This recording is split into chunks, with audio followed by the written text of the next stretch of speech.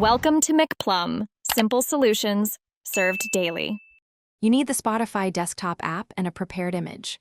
Open Spotify, sign in, and select the playlist you want to update. Once selected, click the three dots next to the play button and choose Edit Details. This opens the playlist editor right away so you can replace the cover.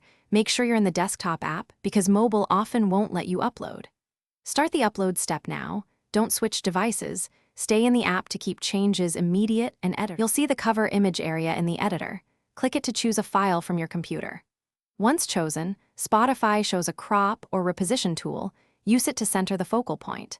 Make sure the image is JPG or PNG and roughly 300 by 300 to 640 by 640 pixels so it won't be stretched.